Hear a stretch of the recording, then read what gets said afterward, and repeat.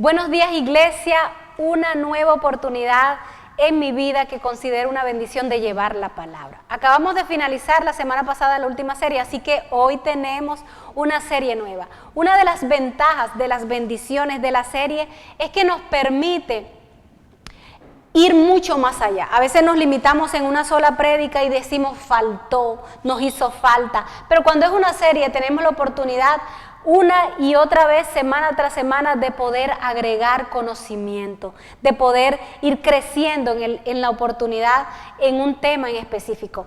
¿Cuál es la serie que iniciamos a partir de esta semana? Creados para servir. El día de hoy vamos a ver la humildad. Así que prepara tu Biblia y vamos a iniciar este tiempo. ¿Qué es servir? Escuchen esto. Estar sujeto a alguien por cualquier motivo, haciendo lo que él quiere o dispone. Pero vamos a cambiar ese alguien por Dios, ¿les parece? Así que se lo voy a leer nuevamente la definición, pero ya no diciendo a alguien, sino a Dios. Estar sujeto a Dios por cualquier motivo, haciendo lo que él quiere o disponga. Cuando uno le dice, eres mi Señor, se supone que es que porque yo soy su siervo, ¿verdad? Y el siervo, ¿qué hace? Obedece lo que el Señor le dice. En el devocional en las últimas semanas han escuchado hablar mucho en el libro de Isaías acerca de cómo en el Antiguo Testamento, o por lo menos ese libro menciona a Jesús. ¿Cómo lo llama? Si hay alguno que lo recuerda. El siervo. El siervo, y uno dice, wow. El siervo, pero ¿sabes una cosa? Cuando nos vamos al Nuevo Testamento, muchos de sus discípulos, el apóstol Pablo, Pedro, muchos de sus discípulos en sus cartas hablan de Jesús. ¿Y saben cómo hablan? ¿Cómo lo mencionan? Como el siervo. Así que vamos a Filipenses, aquí habla el apóstol Pablo, Filipenses capítulo 2, versículo del 5 al 7. Dice, haya pues en vosotros este sentir que hubo también en Cristo Jesús, el cual siendo en forma de Dios no estimó el ser igual a Dios como cosa que aferrarse, sino que se despojó a sí mismo tomando forma de siervo, hecho semejante a los hombres. Yo quiero que le prestes atención a la última frase. Filipenses 2, 7, de Marisabel, 2 del 5 al 7. En el versículo 7, la última frase dice algo que quiero que lo vean. Después que yo lo resalto, a mí me gusta resaltarle las partes que están. Y dice, tomó forma de siervo. Pero la última parte, ¿qué dice? Semejante a los hombres. Quiere decir que la palabra está diciendo que nosotros somos siervos. O sea, Él se hizo siervo semejante a nosotros. Uno de los propósitos por el cual Dios nos creó fue para servir. Y la palabra lo anunció. Él se hizo siervo como nosotros. Asumiendo que somos siervos, amén. Pero no solamente sus discípulos hablan de Jesús como siervo. Él mismo, cuando se presenta en muchas oportunidades, habla de sí mismo como yo soy el siervo. Vamos a Marcos. Todos conocen ese versículo de Marcos 10, cuando uno de sus discípulos, se acercan dos discípulos y dicen, Señor, o sea, nosotros cuando estemos en tu reino queremos, ustedes saben que a nosotros los hombres nos gustan las posiciones, ¿verdad? Los lugares de privilegio. Y ellos estaban diciendo, nosotros allá queremos un estatus más alto, una posición. Y Jesús le dice, pero por supuesto, ¿ustedes sabían que en el cielo también va a haber estatus? Por supuesto, aquí hace unas semanas atrás se les habló de los galardones. Ya no vivirán todos igual, porque Dios es justo. No serán los mismos que todo el tiempo no hicieron nada a los que pagaron el precio. Hay gente en la palabra que murió por la causa. No pueden estar en el mismo nivel allá de los que simplemente pasaron raspado, ¿verdad? No, hay estatus en el cielo también. Así que estos dos discípulos se fueron a asegurar y le dijeron, ¿qué hay que hacer? Y Jesús le dice, sí, ¿quieres posición en el cielo? Entonces debes ser siervo de otros. De ahí sale esa palabra, pero le dice a ellos, debes de servir y debes ser el que más sirve. Porque cuando nosotros vemos las pirámides Hablando, pirámides, no lo malinterpreten, no de los negocios ilícitos, sino de cómo está organizado las empresas y muchas veces los puestos estatales del gobierno. Vemos que es como una pirámide. Arriba está el presidente o el gerente y va descendiendo de acuerdo al rango, ¿verdad? ¿Quién es el que tiene el mayor rango? El gerente, el presidente, el jefe, por decirlo así. Pues en la iglesia del Señor dice que Jesús es la base. Él es el cimiento, sí es la cabeza, pero cuando se va a construir la iglesia, cuando se va a edificar la iglesia, ¿dónde está Jesús ubicado? En la punta de la pirámide, en la base. Él es el primero. Ya, y dice, mientras más sirves, no estás aquí, mientras más autoridad, poder Dios te da, debes estar aquí sirviéndole a todos los que están aquí, porque nosotros vemos allá afuera que todos los demás le sirven al gerente, todos los demás le sirven al gobernador, todos los demás le sirven de abajo hacia arriba, ¿verdad? Aquí es, digo, de arriba hacia abajo, aquí es al revés. Nosotros, Jesús es el primer siervo. Y si nosotros necesitamos grandeza en la iglesia, tenemos que ser buenos servidores. Así que de ahí sale, cuando le habla a los discípulos, también se refiere a sí mismo. Y está en Marcos 10:45. Dices, pues ni aún el Hijo del Hombre, ¿quién es el Hijo del Hombre? Jesús. Ni aún el Hijo del Hombre vino para que les sirvan, sino para servir a otros y para dar su vida en rescate por muchos. Me encanta. Porque siendo Dios, uno se pregunta, ¿por qué siendo Dios tan poderoso? Ahorita orábamos y decíamos, cuando uno ve la naturaleza, ve la grandeza de Dios, ¿verdad? Ve su esplendor. ¿Por qué siendo un Dios tan poderoso, con tanta autoridad, se presentó en forma de siervo? ¿Nunca se han preguntado eso? De hecho, cuando Él caminó en esta tierra, muchos no le siguieron por eso, porque esperaban a un Mesías lleno de esplendor, a un rey, a un hombre lleno de poder, de autoridad, pero de poder y autoridad de hombre. ¿Cómo se ve el poder y la autoridad de hombre? Con dinero, riquezas y posición. Y lo esperaban así, esperaban un rey David, pero llegó en forma de siervo. Y muchos dirían, si se hubiera presentado como rey y señor, ese gobernador, todos lo hubieran seguido, ¿cierto? Pero resulta que el propósito de él aquí en la tierra no era gobernar. ¿Cuál era el propósito de Dios aquí en la tierra? Era salvar. Y para salvar tenía que tomar nuestra posición de siervo, morir en una cruz, pagar el precio por nosotros para darnos el privilegio de ser redimidos. Amén. Así que no podía venir como un gobernador. Filipenses nos enseña bien que Él tomó nuestro lugar, murió en la cruz para darnos libertad. La función o el propósito, di conmigo, el propósito de Jesús en la tierra en ese tiempo, porque la palabra en Apocalipsis nos habla de que vendrá nuevamente y vendrá con esplendor y gloria. Y sí viene a gobernar. Pero la primera venida de Jesús vino a salvar. Por eso tomó la posición nuestra de siervo. Amén. Qué lindo, ¿verdad? Qué hermoso. Jesús hizo lo necesario para cumplir su propósito. Amén. Todo lo que Dios pide hacer tiene una razón poderosa. Así no lo entendamos. Porque en ese tiempo no entendieron por qué Jesús vino en forma de siervo. Hoy lo entendemos porque ya se cumplió. Hoy decimos, menos mal que vino como siervo y no como gobernador. Porque lo necesitábamos esa redención. Así que muchas veces Dios va a pedir cosas que no las vamos a entender. Pero debemos obedecer. ¿Cuántos están dispuestos a cumplir el propósito de su vida? Así no entiendan lo que Dios le está pidiendo. ¿Cuántos están dispuestos a cumplir ese propósito? ¿Sabe? En el discipulado 101 hablamos de los 5 propósitos que tenemos en nuestra vida. ¿Cuántos lo recuerdan? Los que ya lo cruzaron. Es tomado del libro Una vida con propósito del pastor Rick Warren. ¿Cuánto lo recuerdan esos 5 propósitos? Hoy se los voy a mencionar, no se los voy a mencionar en orden, pero el primero que está allí, el propósito de nuestras vidas es adorar a Dios. Ese es el primer propósito. Fuimos creados, la palabra dice, fuimos creados para adorarle, para agradarle. El primer propósito. Y el cuarto que aparece en la lista es fuimos creados para servir.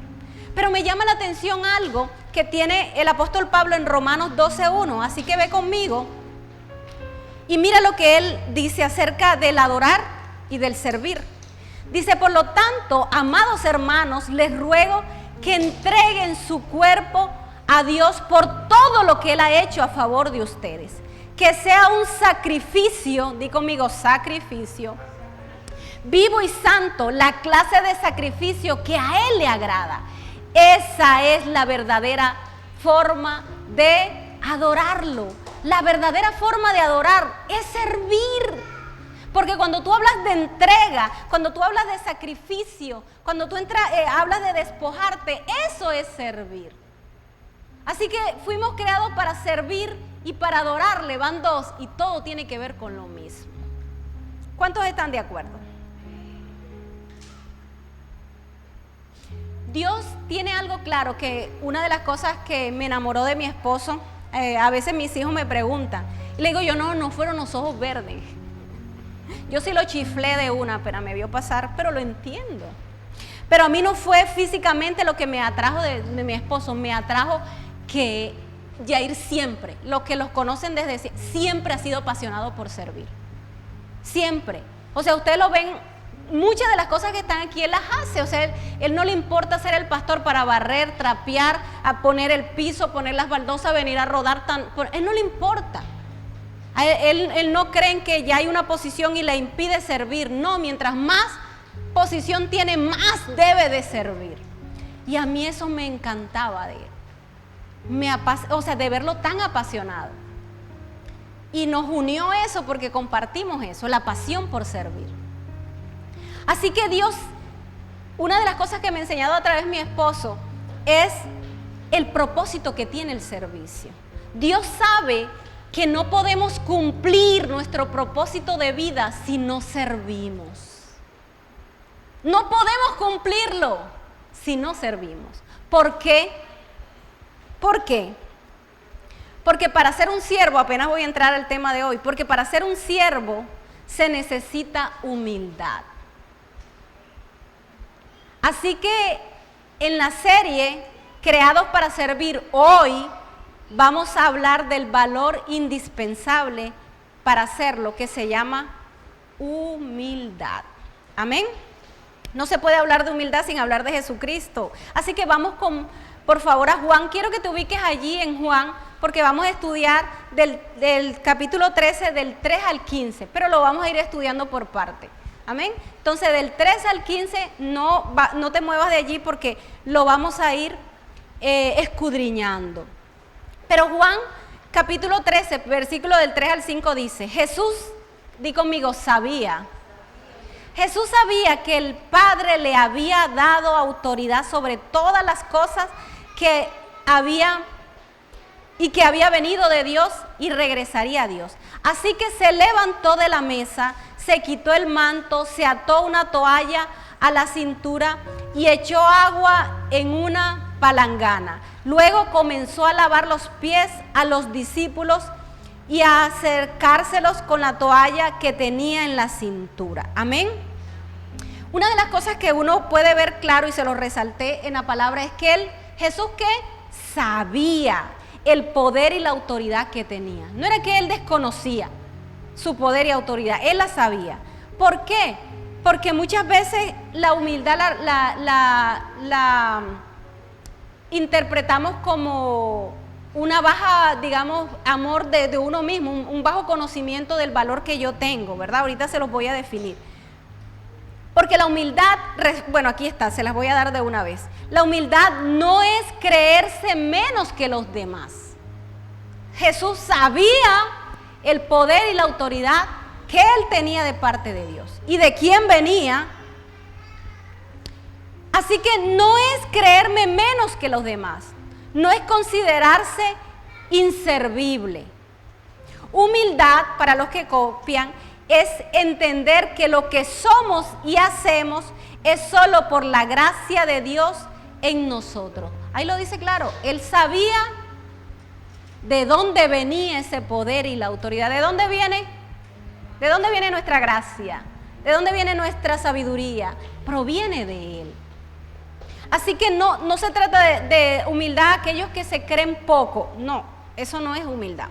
Una parte que también está representada aquí es como Él se ciñe, dice que se despoja su manto, se ciñe en la cintura una toalla y coge una taza con agua para lavar los pies de sus discípulos. Quiero decirte que también entre los esclavos había rango. ¿Cuántos lo sabían? ¿Ustedes sabían que habían esclavos que tenían esclavos que los atendían? Sí.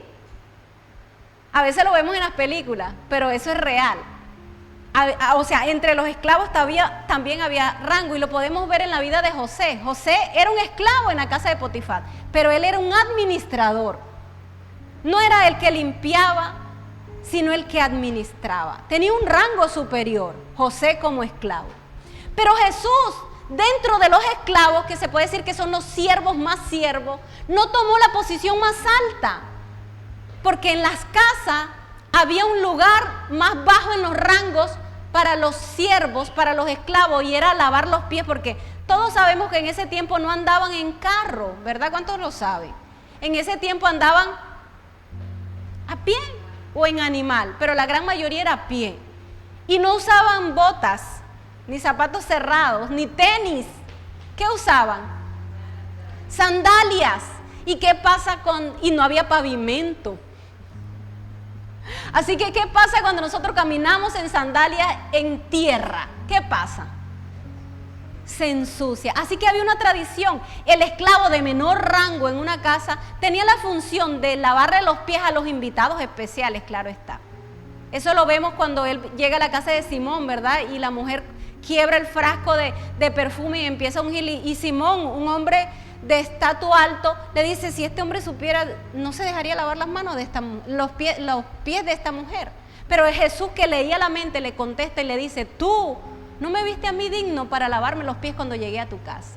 Porque no se los lavaban a todos, se los lavaban a los invitados especiales. En cambio, esta mujer ha decidido limpiármelos.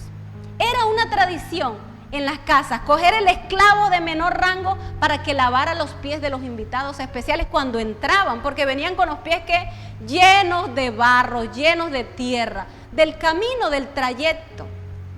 Así que todos sabemos que Jesús no tomó la posición de administrador, como esclavo o como siervo. Tomó la posición de el más pequeño de los siervos. Y se ha puesto a lavar los pies de sus discípulos. Me encanta Jesús, ¿verdad? Ay, es que ese es el mejor ejemplo, sí. Él conocía su poder y autoridad, definitivamente. Pero aún así tomó la posición de el siervo más siervo de una casa. Mira lo que dice el apóstol Pablo en Romanos 12:3. Basado en el privilegio y la autoridad que Dios me ha dado, ese es otro que tenía un buen concepto de sí mismo. Sabía que todo lo que tenía provenía de Dios. ¿Qué dice la palabra que les resalté? Les advierto. Di conmigo, una advertencia. A cada uno de ustedes lo siguiente: ninguno se crea mejor de lo que realmente es. Sean realistas al evaluarse a ustedes mismos.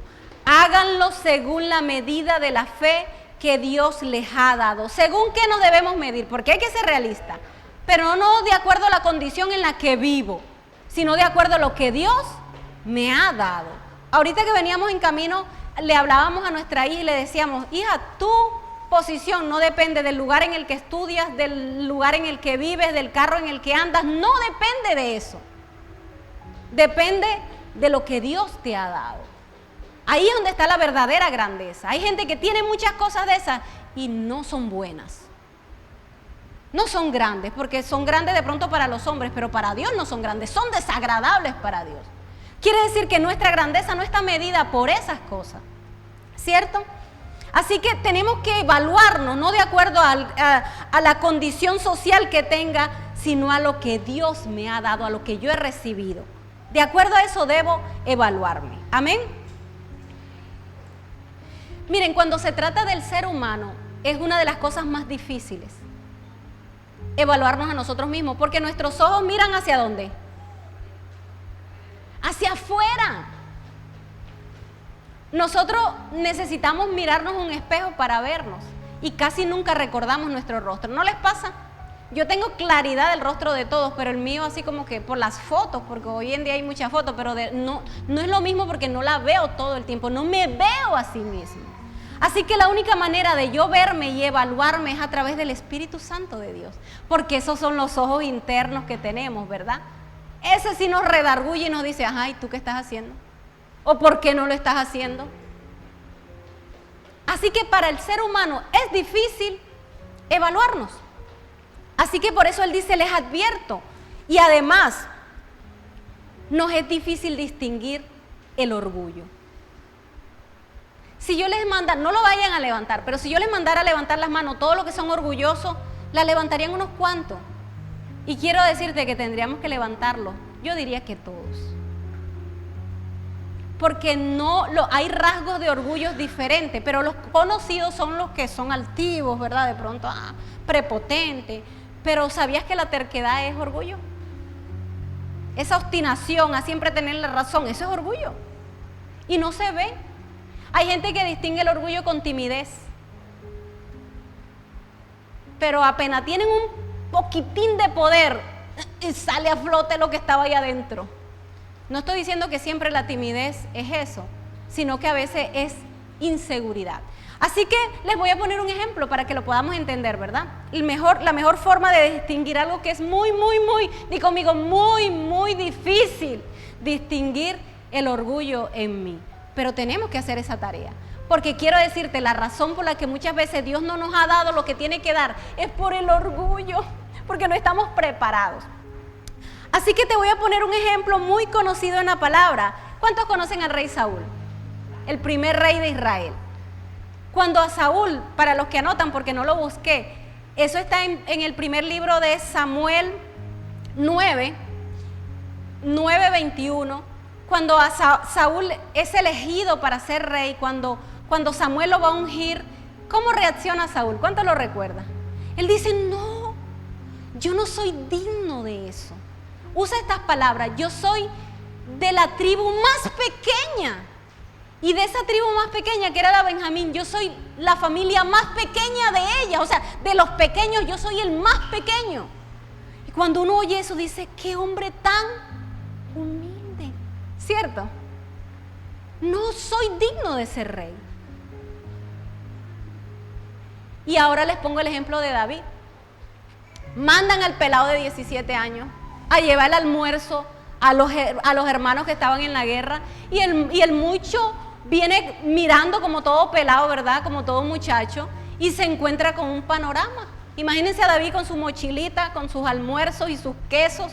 Y encuentra a Goliat retando al pueblo de Israel, porque los insultaba, los menospreciaba y les decía, vengan a pelear conmigo. Y miraba para el lado del pueblo de Israel y toditos escondidos.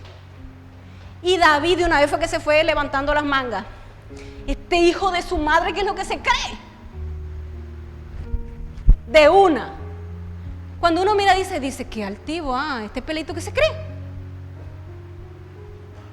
Qué orgulloso.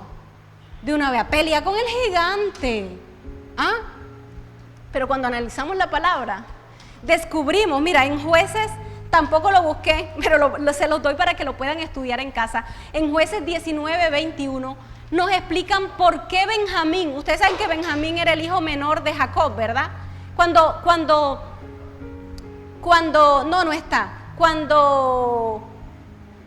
Jacob tiene sus hijos, era José y después venía Benjamín, así que no. Cuando Saúl habla de que él es el más pequeño de la tribu, no se refiere a que la tribu de Benjamín era el más pequeño, no. Esa tribu había sido minada, casi exterminada por algo mal hecho que hicieron.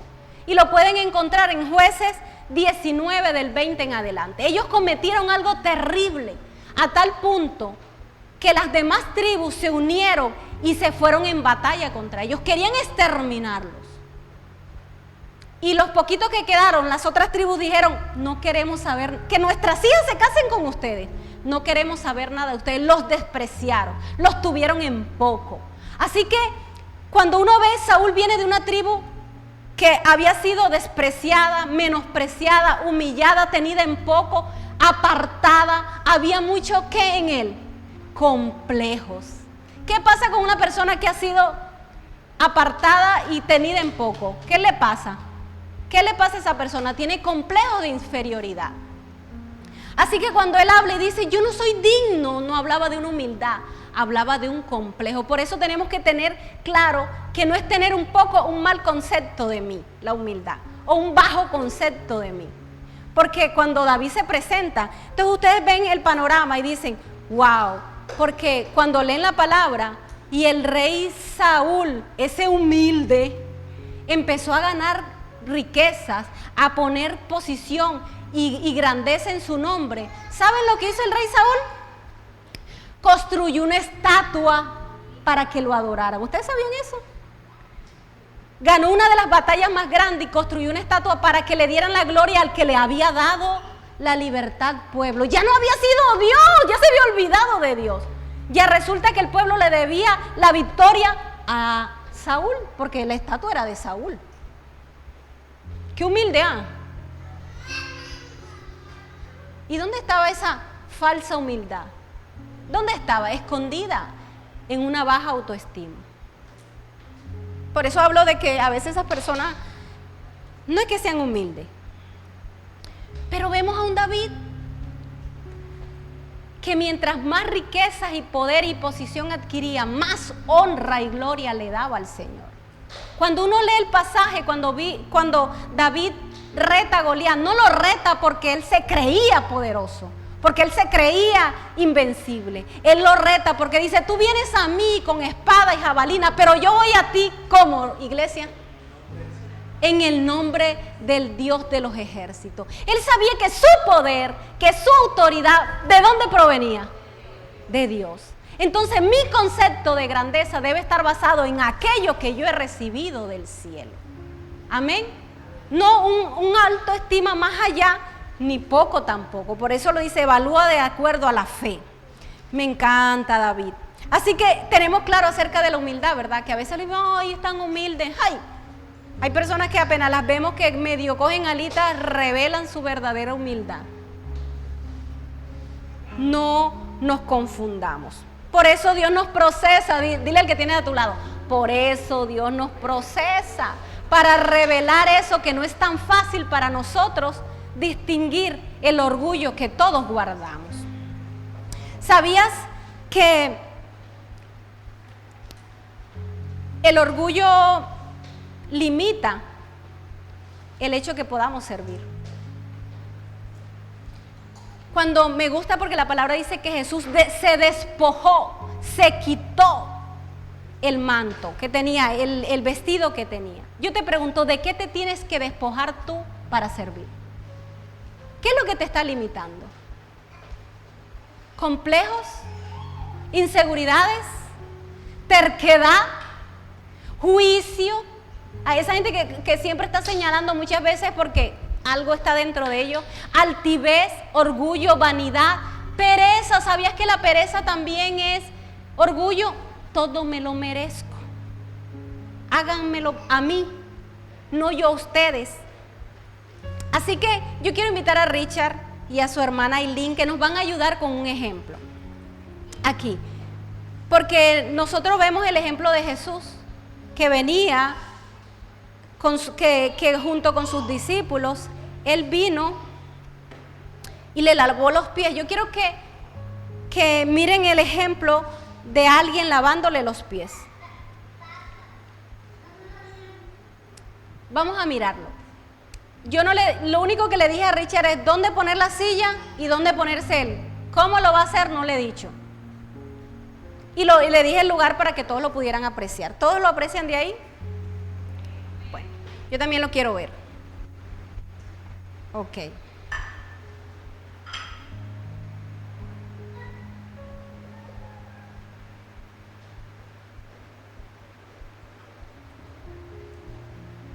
¿Cuántos quieren estar en la posición de Aileen? Nos encanta, ¿verdad? ¡Ay, qué rico! Unos masajitos, por favor. La pregunta es, ¿cuántos quieren estar en la posición que está Richard? Quiero que vean la posición, porque no le dije cómo hacerlo. Solo le dije, hijo, que sea espalda hacia allá y Aileen acá para que ustedes lo pudieran ver. Pero cómo él lo iba a hacer, no se lo dije. ¿Están viendo la posición de Richard? ¿Cuántos ven a Richard postrado? Richard, ¿podrías lavar los pies de pie?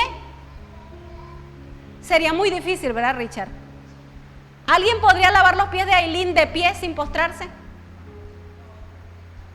De hecho, para yo poder lavar los pies, para yo poder servir, tengo que postrarme.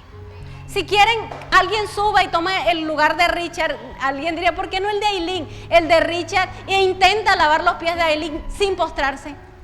Alguien que lo haga. Cierto que no se puede. Sería una posición, pero bien difícil. Gracias, gracias. Un aplauso para estos hermanitos. Esa es una manera de servir. Amén. Podemos ver que es imposible servir sin postrarnos, sin rendirnos, sin despojarnos, sin humillarnos. Por eso el Señor tomó esa posición. Era necesario. Era necesario. Uno dice, ¿es necesario humillarse? ¿Es necesario postrarse? ¿Es necesario despojarse? Pues vamos a ver qué dice la palabra, ¿no? Continuamos en Juan 13, ahora el versículo del 6 al 8. Dice, gracias Richard y Aileen. Cuando se acercó a Simón Pedro, Jesús venía lavándole los pies a discípulo por discípulo. Y cuando llega Simón Pedro, le dijo, Señor, ¿tú me vas a lavar los pies a mí? Jesús contestó, ahora no lo entiendes, repite conmigo, ahora no lo entiendo. Ahora no entiendes lo que hago, pero algún día lo entenderás. Pedro, mira lo que contesta, no, protestó Pedro, jamás me lavarás los pies. Si no te lavo los pies, respondió Jesús, no vas a pertenecerme. Repite conmigo, a pertenecerme. Reina Valera dice, no tendrás parte conmigo. No serás de los míos. Pertenecerme, parte conmigo, quiere decir de los míos. ¿Cuántos quieren ser de los que no son de Jesús? ¿Cuántos quieren no ser hijos? Porque eso es lo que... Entonces Pedro cuando ve esto, después ven la respuesta. Un siervo hace lo que su Señor le pide, así no lo entienda. Les he dicho muchas veces que mi esposo y yo hemos renunciado a muchas cosas que nos gustan. Y muchas veces ni siquiera nuestra familia lo entiende. Muchas veces va a ser tonto porque siendo rey, señor, va a venir de esclavo y el esclavo más bajo. ¿Es entendible? Claro que no. Pero a su debido tiempo, ahora decimos, menos mal que tomó el lugar porque si no estuviéramos perdidos. No había otro camino. Ahora lo entendemos. Pero en ese tiempo muchos lo menospreciaron, por eso se atrevieron a escupirlo, por eso se atrevieron a arrancarle la ropa, a burlarse poniéndole coronas de espina, porque lo menospreciaron. Dijeron, como esto, si fuera rey va a venir así. Muchas veces nos van a menospreciar, no nos van a entender por hacer lo que Dios nos pide hacer. Pero a su debido tiempo lo veremos. Dios nos dio una palabra hace un año. Con el pastor Jorge Pana, y decía que había fuego, en este lugar hay fuego. ¿Cuántos lo sienten? Aquí hay palabra buena. No es porque sea mi esposo, pero aquí hay buena palabra. Eso es fuego, aquí hay presencia. ¿Cuántos sienten la presencia de Dios? Aquí hay presencia, pero falta la lluvia, la bendición. Esa parte de que vendrá, ustedes saben que la lluvia representa que no faltará nada, la multiplicación. Y viene la lluvia, aquí está el fuego y hay que orar y orar y orar. ¿Cuántos hemos entendido que entramos en el tiempo de orar y orar y orar? Porque ¿qué hacía el profeta? Mandaba al siervo postrado orando, mandaba al siervo a ver, ¿está lloviendo? No, el cielo, mira, pero azulito como los cielos de diciembre, que ni una nubecita. ¿Y él qué seguía haciendo? Orando y orando y orando, y volvió a mandar el siervo. Hasta que vio, dice la palabra, una nube del tamaño de un puño de la mano, muy pequeñita. Pero dijo, es suficiente. Cuando cayó la lluvia, vino la bendición. Nosotros veremos la lluvia, iglesia. Aquí hay fuego. Y sabes una cosa, perseverar ha sido una de las cosas más difíciles. Porque cuando pasa el tiempo y las cosas no se cumplen, muchos dicen, no, se equivocaron. Están haciendo las cosas malas. Quizás qué pecado escondido no tienen. Que por algo no crecen. Aquí hay fuego y pronto caerá la lluvia. Amén. ¿Cuánto le dan un aplauso al Señor?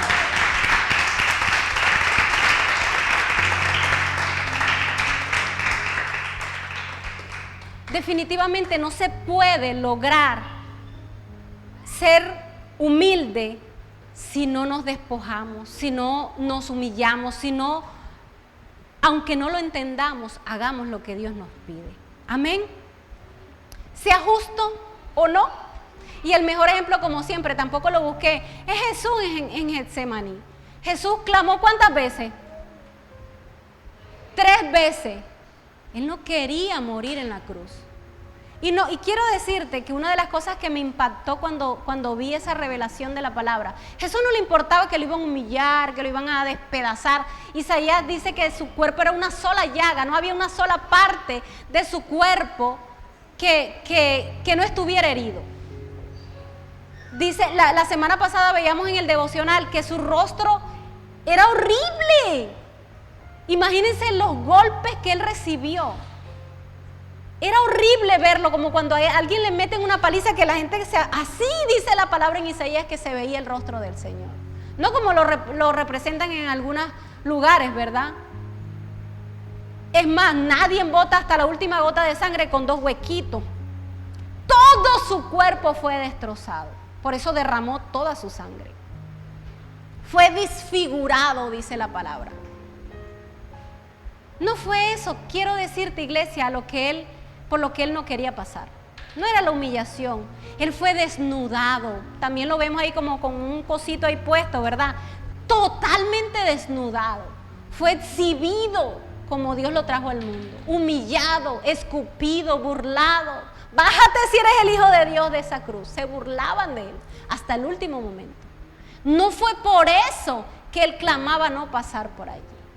¿Sabes cuál era la razón por la que Jesús no quería pasar por esa prueba? Porque hay una parte en la Biblia que él dice, Padre, Padre, ¿por qué me has abandonado? ¿Lo recuerdan?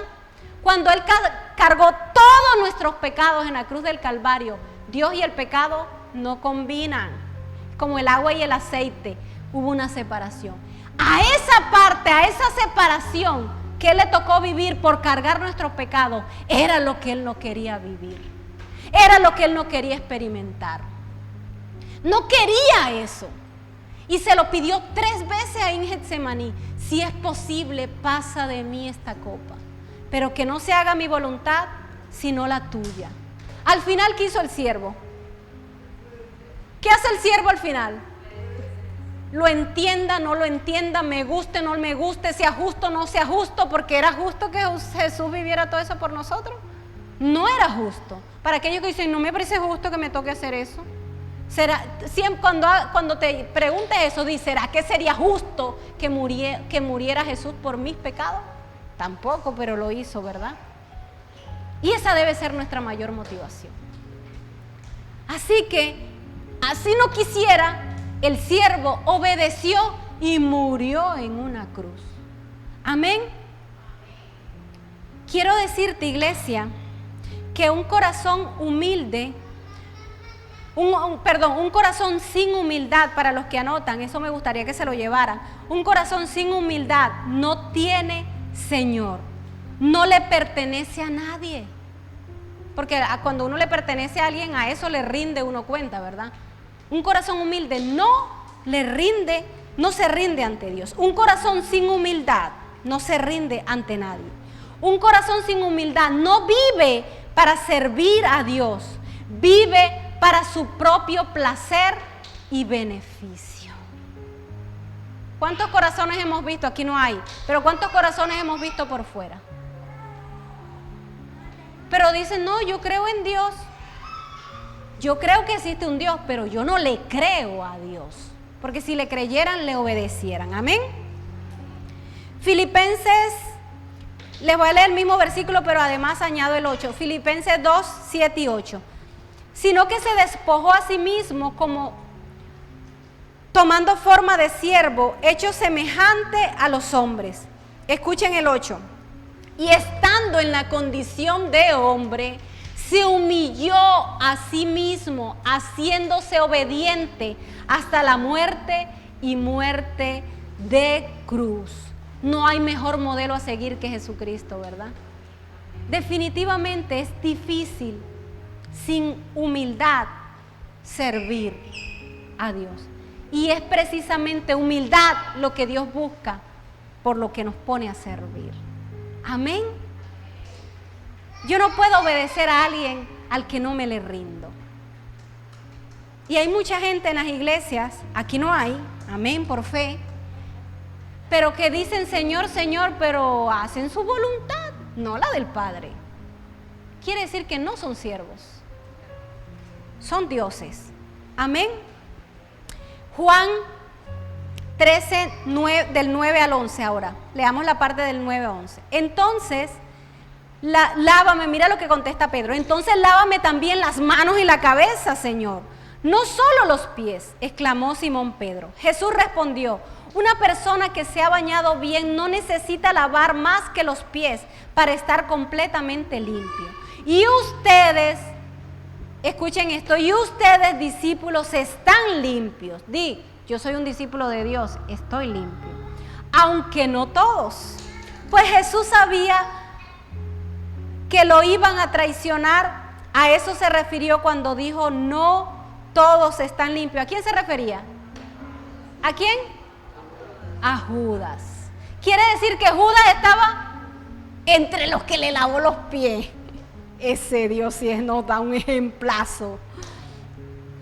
Recuerden cuando Jesús dice, miren que Pedro dice, bueno, si no soy tu hijo, si no me lava los pies no soy tu hijo, entonces váyame completamente. Eso es lo que le dice Pedro. Yo quiero ser tu hijo, yo quiero pertenecerte, quiero ser tuyo. Pero Jesús le dice, para una persona que está limpia, con lavarle los pies es suficiente. No se refería a la limpieza física. Ya les expliqué por qué se les ensuciaban los pies, así pasaran de una cuadra a la otra, ¿verdad? Porque no había pavimento, andaban en sandalias, era necesario. ¿Ustedes saben por qué todos los discípulos estaban reunidos en ese lugar? Si estudian la palabra y estudian el contexto, saben que en ese tiempo se celebraba la fiesta de la Pascua. Había una fiesta que los judíos celebraban. Y ellos se reunieron a cenar, porque ¿cuántos han visto el cuadro de la cena del Señor? Fue en ese mismo momento. Cenaron, ahí estaba Judas, compartió, le dio el pan, pero después que terminó de cenar, empezó a lavar los pies. Así que gente que está en una fiesta, Richard, ¿será que tú te vas por una fiesta sin bañarte? Claro que no, ¿verdad? Aquí no hay, ¿verdad? Espero que no. Nosotros para la fiesta nos vamos en perfumaditos, bien bañaditos, ¿cierto? El Señor dijo, ustedes están aquí en una fiesta, están limpios, solo necesita que lave sus pies. Pero Él se refería a algo más allá de lo físico, se refería a la limpieza del corazón. Y por eso dice, ustedes mis discípulos, ustedes mis hijos, ustedes los que me pertenecen, están limpios. Y eso es una de las cosas que más me agrada, porque todos sabemos que cuando Él les dice eso, ahí estaba el que lo negó, ahí estaba el que lo entregó, ahí estaba el que dudó, porque ahí estaba Tomás también, ahí estaban todos. Quiere decir que cuando Él dice, ustedes están limpios, no era porque ellos eran perfectos, no era porque no se iban a volver a equivocar, porque tan pronto salieron de allí, perdieron el año toditos, ¿verdad? Bueno, la prueba esa, porque el año no lo perdieron. Lo lograron recuperar y se salvaron. Pero vemos que no se refería a discípulos perfectos. ¿Sabes cuando Él dice, ustedes están limpios? Ustedes digan, yo estoy limpio. No porque sea perfecto, no porque no me vaya a equivocar más, sino porque en el caminar eran discípulos que 3 años habían caminado con el Señor. En ese caminar ellos habían logrado perdonar. En ese caminar ellos habían logrado quitar el temor, la inseguridad. En esos 3 años ellos habían logrado amar más. En esos 3 años ellos habían logrado tener dominio propio, templanza frente a la tentación. En esos 3 años ellos habían limpiado su corazón de todas esas cosas que uno llega cuando conoce al Señor por primera vez. No somos los mismos, iglesia. Ustedes pueden voltear atrás 1, 2, 3, 4 años atrás y pueden saber que no son los mismos. Que el caminar con el Señor ha limpiado nuestros corazones. ¿Cuánto le dan un aplauso a Dios por eso?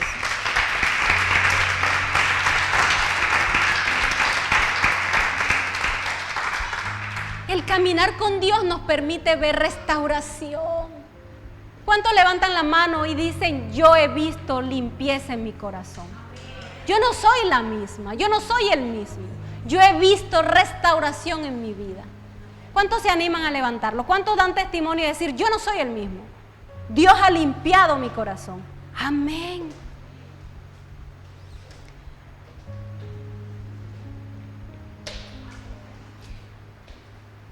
Pero también hay algo muy importante. En este pasaje que les leí, está en el 11, dice, pues Jesús sabía quién lo iba a traicionar. A eso se refería cuando dijo, no todos están limpios. Iglesia, tú sabes que dentro de nuestra comunidad, dentro de todas las comunidades cristianas, hay personas que no le pertenecen a Dios. La palabra dice, muchos dirán, Señor, Señor, yo te serví, no te conozco. Así lo dice la palabra.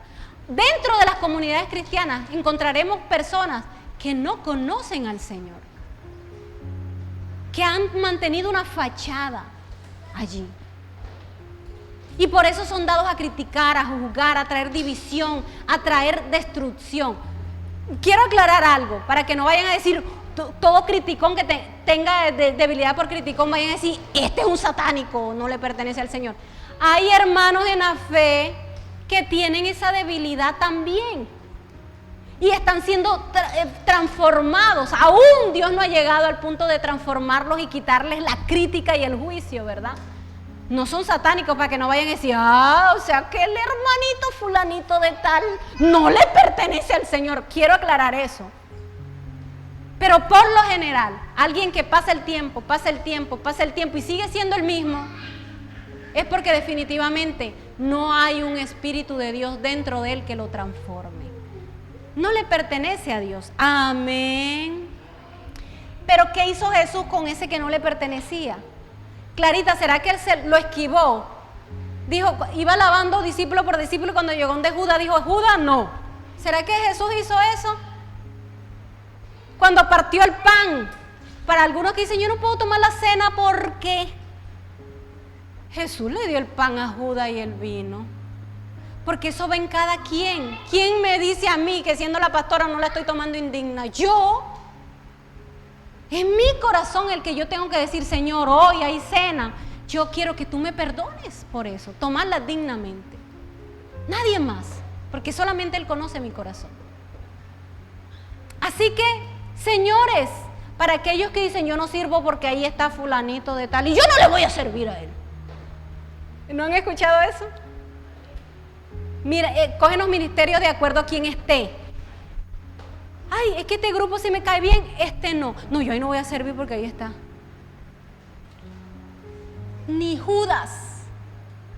El Señor le lavó los pies, le sirvió. Lo instruyó durante 3 años. Le enseñó la palabra. Aún sabiendo de que no le pertenecía, que no era su hijo. Así que no hay, quiere decir, ¿sabe qué me gusta de esto? No hay excusa para no servir. Amén. No hay excusa para no servir, porque incluso aquellos que no lo merecen, debemos hacerlo. Porque la semana pasada hablaba con Clarita y le decía, Clarita, que no se te olvide por quién sirves. Porque cuando uno empieza, uno todo lo hace contento, ¿verdad? Pero cuando los hermanitos empiezan a darte palo, porque dan palo, tienes que seguir con la misma fuerza y la misma alegría, porque no lo haces por el hermanito que no te lo va a agradecer muchas veces. Lo haces por lo que ya Él hizo por mí, ni siquiera por lo que va a hacer, por lo que ya Él hizo en la cruz del Calvario por mí. Esa debe ser motivo suficiente. Por eso Pablo les dice, por lo que el Señor hizo, despójense, por gratitud a Él, humíllense. No por lo que va a hacer, porque lógico que va a seguir haciendo en nuestras vidas, nos va a seguir bendiciendo. Pero nada superará la salvación. Nada superará el estar en el cielo con Él en una eternidad. Amén. Sigo aquí. Continuamos Juan 13, la última parte ya, del 12 al 15.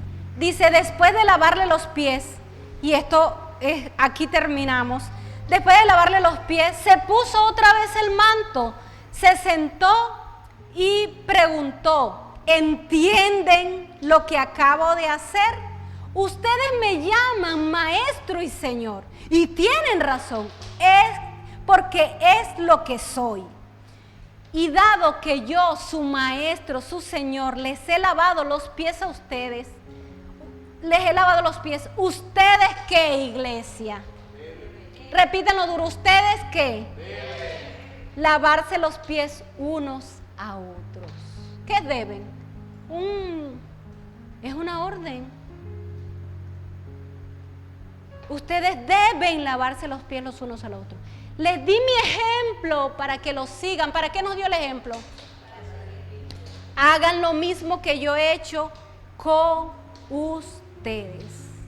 ¿Sabes? Cuando seguimos estudiando en el discipulado 101 los propósitos de nuestras vidas, el segundo que aparece ahí dice que es porque pertenecemos a la familia de Dios. Esto es familia de Dios. Si tú no evangelizas a tu papá, a tu mamá, a tus hermanos, no sabemos si van a seguir siendo familia, porque el día que resucitemos, nadie va a decir, ese era mi hermano, ese era... Menos mal, porque los que se casan 3 y 4 veces, Clarita, menos mal, ¿verdad? No, allá no hay que ser mi esposo, no. Allá vamos a ser todos hermanos en Cristo. Así que si hay una familia que va a permanecer, a preservar pese a la muerte, va a ser esta familia. ¿Y cuántos tienen familias perfectas? Familias naturales. ¿Cuántos pueden decir, ay, mi esposo es... Bueno, mi esposo es un... Pero no es perfecto. La esposa de Yair, mira, un bollito, pero no es perfecta. Jessy, tu esposa es un bombón, pero no es perfecta, ¿verdad? Clarita, ¿el tuyo? ¿Cuántos aquí tienen hermanos, padres que les han fallado? Todos. Todos. La primera fractura de todos ocurrió en casa. Y no porque no los querramos, sino porque muchas veces venimos ya fracturados. O porque no sabemos. Isabel siempre me reclama, que dice... Pero mamá, le digo, hija, pero es que yo aprendo con Samuel. Samuel ha llevado del bulto muchas cosas. Porque es el mayor y ahí, mejor dicho, ahí aprendemos. Nosotros no nacimos con manual, nos equivocamos. Así que le fallamos a los hijos nos fallan a nosotros, los esposos nos fallan a nosotros le fallamos a los esposos. No hay familia perfecta, porque no hay miembros perfectos dentro de la familia. Pero a pesar de esa imperfección, ¿no siguen siendo familia? Claro que seguimos siendo familia. Nadie dice, ya no eres mi hermano. Eso lo dicen a veces algunos hermanos. Ya no eres mi hermano. Pero eso es mentira. Al ratico de la vuelta, o los esposos, me quiero separar. A la vuelta de la esquina ya. Hasta ahí llegó.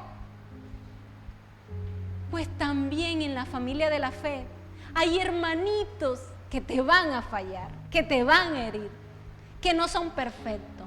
Pero a pesar de esas debilidades, siguen siendo familia. Y así como en la familia natural, nosotros tenemos responsabilidades dentro de la casa, ¿verdad? Porque nosotros servimos dentro de nuestra casa. En la familia de la fe también hay responsabilidades. Y cuando el Señor exhorta y decir, ustedes sigan mi ejemplo, lávense los pies los unos para los otros, no hablaba en la familia natural, hablaba en la familia de la fe. Porque uno de los propósitos es pertenecer a esta familia.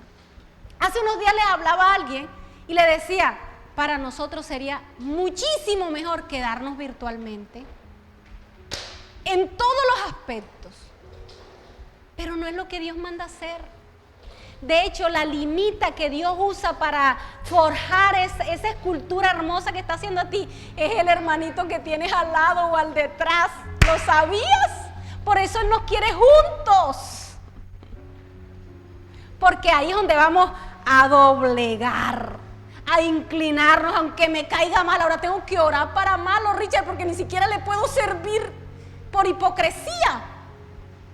Tengo que orar para amarlo, tengo que orar para servirle, tengo que postrarme delante de Él, así no me parezca.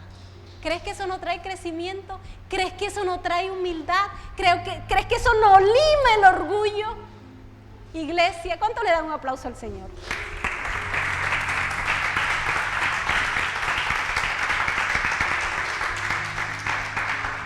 Amén. El tercero de los propósitos de nuestra vida que aparece allí, fuimos creados para ser como Cristo. ¿Qué es lo que el Señor nos pide? Pon el último versículo ahí, mi amor, por favor. ¿Qué es lo que el Señor nos pide? Les di mi ejemplo, ¿para qué? Para que lo sigan. Siempre, siempre Jesús es nuestro modelo a seguir, el mejor modelo a seguir, porque podemos tener otros ejemplos de vida, pero Él es el mejor modelo a seguir. Y nacimos para ser como Él. Y Él se hizo siervo y sirvió. Amén. Y la última, por los que quieren saber, el último propósito que aparece ahí es el quinto: nacimos para una misión. ¿Qué es misión? Llevar el evangelio, predicar la palabra. Di conmigo, servir. Cuando tú analizas cada uno de esos propósitos, todos tienen que ver con servir. Nacimos, crecimos para servir. Esta vasija, si no sirve, no será agradable a Dios. Eso que el Señor necesita, porque somos instrumentos de Él. Aquí nos necesita. Él le dijo al Señor antes de orar, Juan 17, yo no te pido que los saques del mundo. Es que Él nos necesita en este mundo. Yo te pido que los guardes del mundo. Amén. Así que estas vasijitas necesitan ser llenadas de poder, autoridad del Señor. Y si no hay humildad, no la va a llenar, porque nos va a pasar como a Saúl, ¿verdad? Después mandamos a hacer estatuas. ¿Ves? Por ahí escuchamos una vez de un pastor que se llama Apóstol y él dice, bésenme el anillo. ¡Qué humildad, no! Reunió a sus líderes y le dijo, los muchachos me están saludando. Reunió al pastor de joven y le dice, dile a los muchachos que no me saluden, ellos no tienen estatus para saludarme a mí. ¡Ah, eso es real! ¡Qué humildad, no! Por eso Dios se cuida de saber qué va a vaciar, porque muchas veces vacía poder y autoridad y se nos sube el orgullo. Una de las cosas que el servicio, por eso nunca podemos dejar de servir, porque nos va a mantener alineados para que Él siga llenando, para que Él siga dando, porque lo que nosotros damos por gracia, lo que recibimos por gracia, lo damos por gracia. Él necesita llenarnos de poder, Él necesita llenarnos de autoridad, Él necesita usarnos a nosotros aquí para que sus milagros sobrenaturales se vean en esta tierra, pero necesita vasijas correctas, con un corazón que no se pierda, y el servicio es garantía de mantenernos alineados con Él.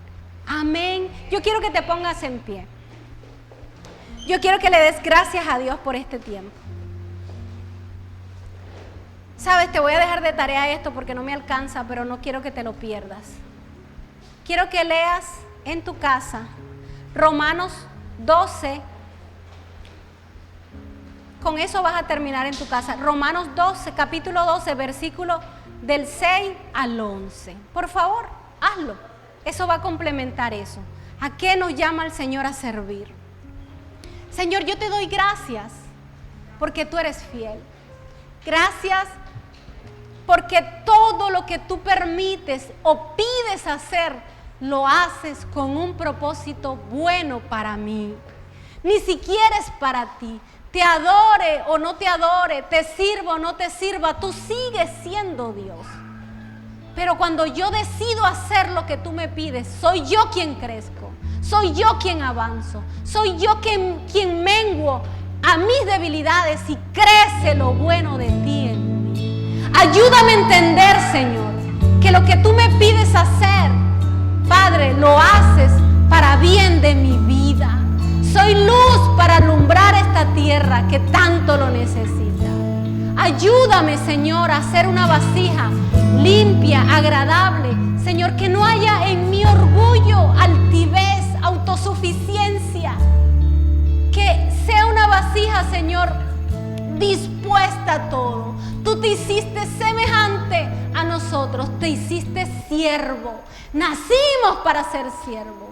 Ayúdanos a entender que hay grandeza en eso. Así como se lo explicabas a tus discípulos, quieres ser grande en el reino de Dios, entonces sirve. Ayúdanos a entender que hay grandeza en tu servicio. Bueno, un aplauso por este tiempo. Quiero que tomen asiento. Quiero recordarle nuestra agenda como iglesia. El tiempo de devocional en casa, un tiempo muy especial de lunes a viernes a las 5:30 de la mañana. También quiero recordarles el tiempo de ayuno y oración todos los sábados. Nuestra iglesia tiene ese espacio a las 9:30 de la mañana. Quiero ver que entres, que muchas veces incluso en medio de nuestras ocupaciones, de nuestro trabajo, podemos apartar ese tiempo para poder honrarle a Dios y recibir una palabra. También tenemos nuestro grupo de jóvenes todos los sábados a las 6 de la tarde. Si no puedes venir porque las ocupaciones te lo impiden, participa activamente en este grupo. Está pendiente de lo que hace falta para este grupo, de que puedas invitar a un joven a esta iglesia a participar de ese tiempo. Los discipulados los martes a las 7 de la noche y los días lunes también a las 7 de la noche, el 101, una libra de amor. Hoy vemos la canasta vacía, es decir, podemos tener la oportunidad de volverla a llenar porque esa canasta bendice a una familia.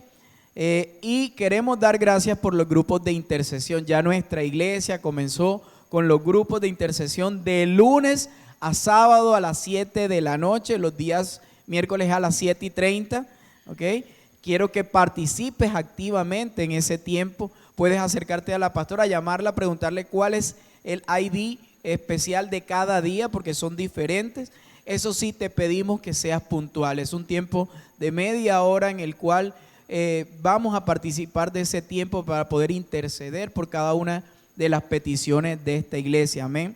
Bueno, no siendo más, iglesia, te pido que te pongas de pie. Vamos a despedir este tiempo especial en el cual fuimos ministrados a través de la alabanza, a través de la palabra, a través de cada espacio que la iglesia preparó para ti. Señor, te damos gracias por este tiempo, Padre, recordándote, Señor, diciéndote que este tiempo es especialmente apartado para ti. Primeramente para alabarte, exaltarte, Señor, y reconocerte como nuestro Dios, Señor. Pero también para recibir una palabra tuya, Señor. Una palabra que transforme nuestros corazones, Señor. Y para poder, Señor, estar reunidos como tu familia, como tu cuerpo, Señor. Te pedimos, Padre de la Gloria, que tu presencia siempre esté con nosotros. Y en este momento que vamos a partir, que vamos a tomar decisiones, Señor, sobre la parte política de nuestra ciudad, sobre la parte política de nuestro país, Padre, que seas tú dándonos la sabiduría, el entendimiento, Padre, para poder elegir a los gobernantes, Padre. Gracias por este espacio, gracias por este tiempo, bendito Dios. Te alabamos, te exaltamos en el nombre de tu Hijo Jesús. Amén y amén. Iglesia, que tengas un feliz día. Un aplauso.